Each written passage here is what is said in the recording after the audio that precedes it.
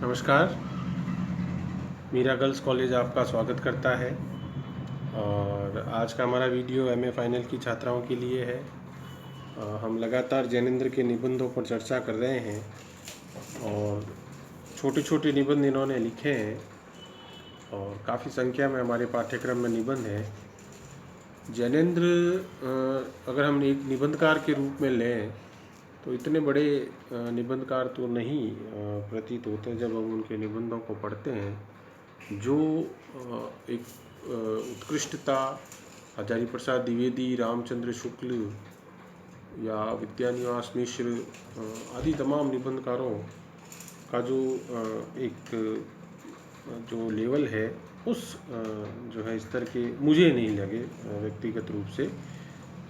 जैसे उनके निबंधों को जब हम आचार्य शुक्ल और द्विवेदी जी को पढ़ते हैं तो उनके अंदर जिस तरह से विषय को प्रतिपादित किया गया है या जैसे वहाँ एक बड़ी तैयारी के साथ जैसे जो निबंध लिखे गए हैं वैसा मुझे यहाँ नहीं लगता।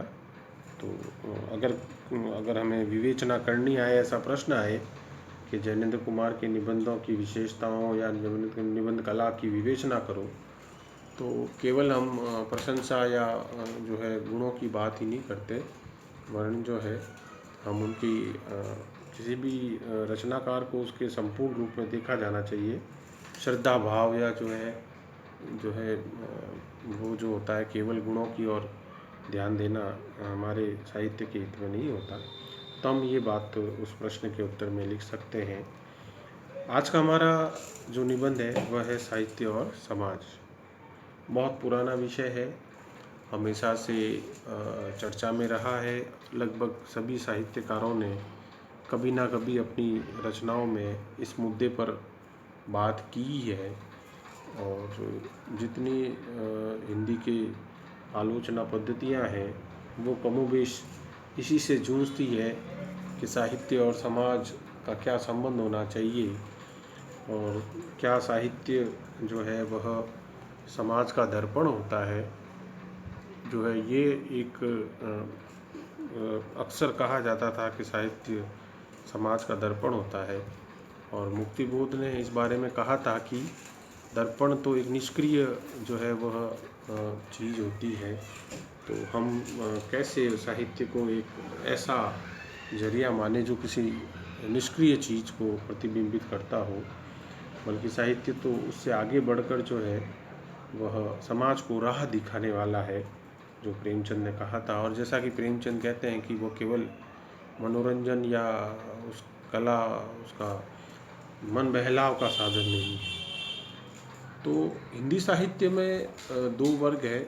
एक ये मानता है कि साहित्य समाज से प्रभावित होता है, लेकिन फिर भी वह व्यक्तिगत प्रयास है, वह व्यक्तिगत जो है व्यक्ति का जो है वह स्वयं की एक सृष्टि है और समाज निसंदेह उससे प्रभावित होता है, लेकिन फिर भी अंततः जो साहित्य में विचार अनुभूतियाँ हैं वह इंडिविजुअल होती है। दूसरा जो धारा है दूसरी, वह यह मानती है कि साहित्य समाज को न केवल दिखाता है बल्कि वह उसको प्रभावित भी करता है और उसको बदल भी देता है।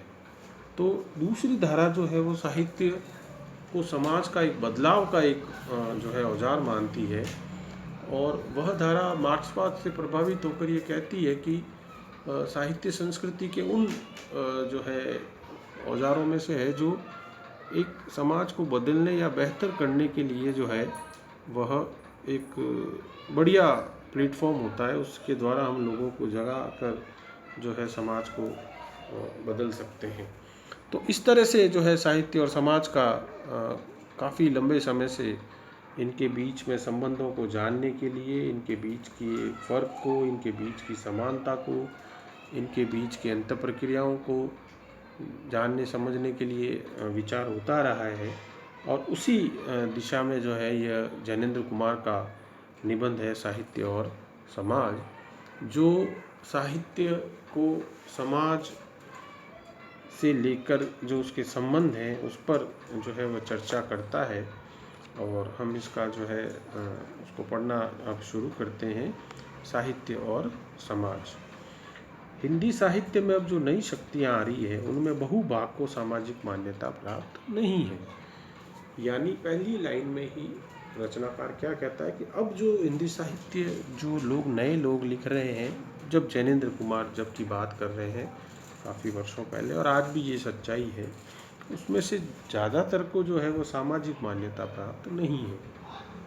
यानी जो लिखने वाले लोग हैं उनका समाज से उस तरह से संबंध, उस तरह से जुड़ाव नहीं है कि उनको बहुत सारे लोग मान्यता प्रदान करें।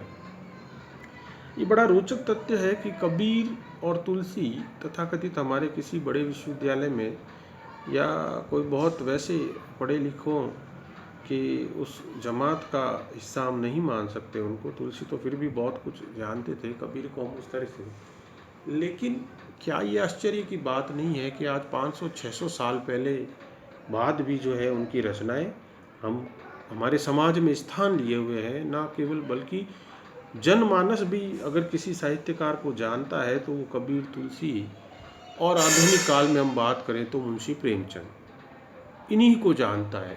आज अगर हम कहीं बाजार में, कहीं शहर में, या अगर हम स्कूलों में ही बच्चों से मिल के पूछ लें कि भैया आप किसी साहित्यकार को जानते हो क्या हिंदी का, तो वो अलग बात है, वो पाठ्यक्रम का कोई बता दे तो बता दे, बाकी तो वो नहीं बता पाएगा कि आज कौन लिख रहे हैं। हम आज से पहले वाले राइटर की बात नहीं कर रहे हैं, आप अभी ये बताओ।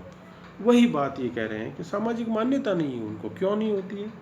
कुछ काल पहले तक हमारा साहित्य उच्च वर्गीय था, उसके उत्पादक समाज के प्रतिष्ठा प्राप्त व्यक्ति थे। आधुनिक काल के शुरुआती लोग आप जैसा देखेंगे तो साहित्य जिन्होंने भी लिखा वो लोग एक उच्च क्लास से बिलोंग करते थे, एक उच्च समाज से। वो कारण भी था क्योंकि जो निम्न वर्ग जो होता है या जो मेहनत मजदूरी करने वाला किसान होता है वह साहित्य की ओर कैसे जाएगा? उसके जीवन के जो तमाम चैलेंजेस हैं, रोटी कपड़ा मकान, वो उसको पूरा करने में ही उसका जीवन निकलता जाता है। तो साहित्य जैसी जिसको थोड़ा सा फुर्सत की अगर हम चीज़ माने तो उसकी ओर कैसे जाएगा? तो इसलिए जिन्होंने पहले साहित्य लिखा वो लोग जो है वो एक उच्च क्लास से बिलोंग करते थे, एक हाई क्लास से उनका नाता था। तो उनको रोटी पानी कपड़े की उतनी समस्या जो है वो नहीं थी सर पर, जिसके कारण उन्होंने साहित्य सर्जन किया और वो प्रतिष्ठित व्यक्ति थे। अब अधिकांश ऐसा नहीं रह गया है। जिनको समाज में पैर टेकने की भी कोई ठीक ठोर नहीं है वे लोग भी आज लिखते हैं। इससे प्रश्न होता है कि समाज की और साहित्य की परस्पर क्या अपेक्षा है, क्या संबंध है। और आज जैनेंद्र कुमार क्या कह रहे हैं कि जिनका समाज में भी कोई पैर टिकाने का कोई जगह वगैरह नहीं है वो लोग भी साहित्य लिख रहे हैं। एक फ़र्क पैदा करते हैं वो यहाँ कि पहले साहित्य उच्च वर्ग द्वारा लिखा जा रहा था जो सक्षम और जिनके पैर टिके हुए थे, और अब जो वो लिख रहे हैं उनके जो है कोई ठेर ठिकाने नहीं है। साहित्य अब अधिकाधिक व्यक्तिगत होता जा रहा है, पहले वह अपेक्षाकृत सामाजिक था। पहले भी अगर हम इस बात पे करें तो कि पहले भी उस तरह से उतना समाज नहीं था। अगर हम आदिकाल की बात करें तो वो कहाँ था? उसमें भी साहित्य जो है वो राजा और सामंतों की वीरता और उनकी रानियों के सौंदर्य और उसी पर केंद्रित था। उसमें भी उतना समाज कहाँ था? और अगर हम पहले के रीतिकाल की बात करें तो वो तो और ही नितांत व्यक्तिगत उस तरह का साहित्य है। हालांकि उसमें सामाजिक वर्णन और अब नए शोध दिखा रहे हैं कि रीतिकाल भी एक तरह से समाज का प्रतिबिंब था, वो जैसा भी था। पर फिर भी अगर हम ये माने तो यहाँ हम थोड़ा सा उनसे जैनेंद्र जी से असहमत होते हैं कि वह शुरू से ही एक तरह से व्यक्तिगत रहा है। हाँ, भक्ति काल में हम जरूर मान सकते हैं कि साहित्य जो है वो समाजगत काफ़ी हद तक था। समाज की नीति अनीति की मान्यताओं की ज्यों की त्यों स्वीकृति साहित्य में प्रतिबंधित दिखती थी। यानी जो भी समाज में गलत सही जो भी हो रहा है उसका ज्यों का त्यों चित्रण होता था।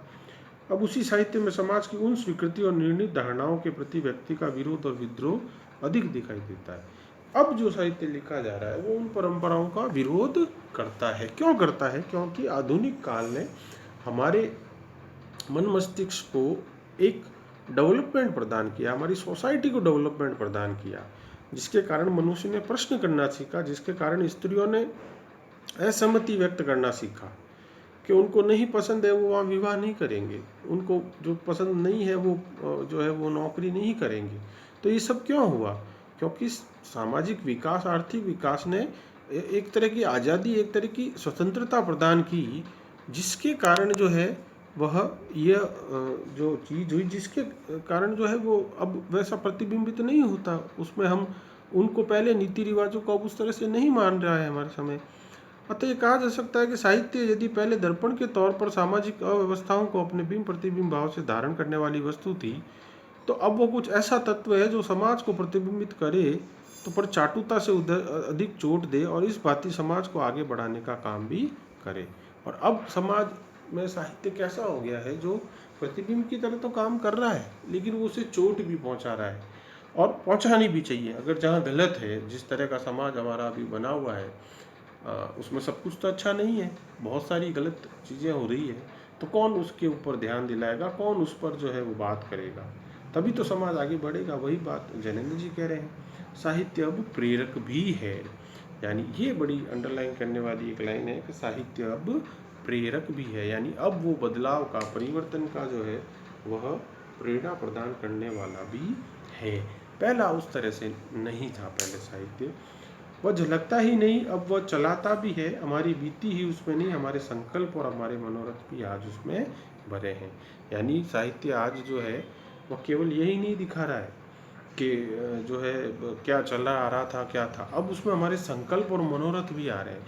यानी आज एक बंदा साहित्य जो लिखता है वो बदलाव जो चाह रहा है, वह अपनी आकांक्षाओं को चाह रहा है। वो चाह रहा है कि हाँ, हमारी दुनिया एक ऐसी हो जहाँ हर कोई व्यक्ति आज़ादी से जिए, जहाँ उसको सब तरह की मूलभूत सुविधाएं प्राप्त हो, जहाँ पर स्त्रियों को उनके सब अधिकार प्राप्त हो। ये आकांक्षाएं, कल्पनाएं होती है। जहाँ उड़ने की सबको आज़ादी हो, जहाँ हर व्यक्ति जो है जन्म और वर्ण या धर्म से ना पहचाना जाए बल्कि उसके जो है गुणों से पहचाना जाए। यही तो आकांक्षाएं होती है और साहित्य इसी को प्रेरित करता है।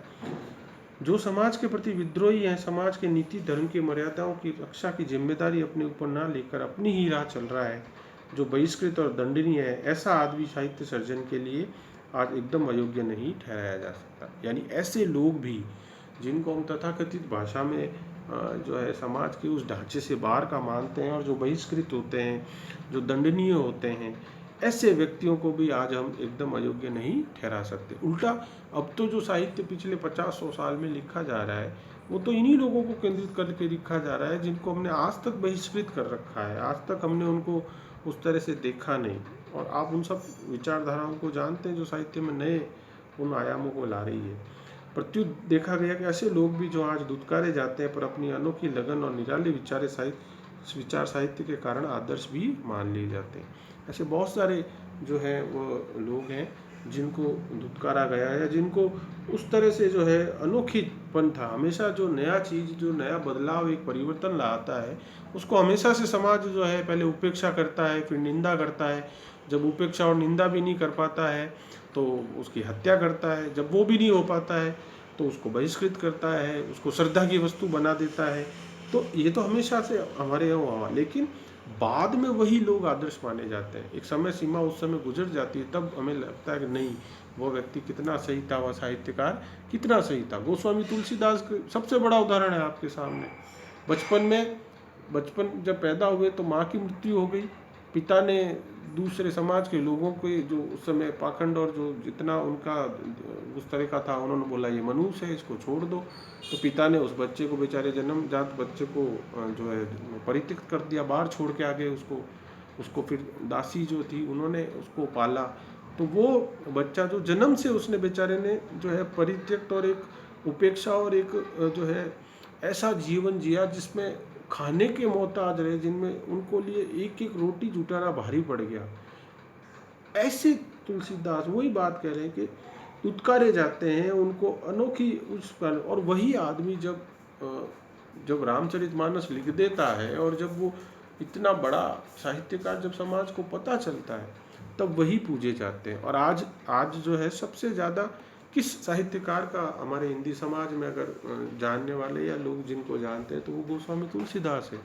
सुंदरकांड का आपका पाठ होता है लगभग हर घर में, तो वो किसकी रचना है? वो गोस्वामी तुलसीदास की है, जिसको आपके ही समाज ने एक समय में बहिष्कृत कर दिया था, जिनको एक ही समय में आपने किसी ने उनको जो है स्नेह नहीं दिया एक समय में, वही व्यक्ति जो है बाद में आगे जाके कैसा हो जाता है, उसी के बारे में जैनेंद्र जी कह रहे हैं।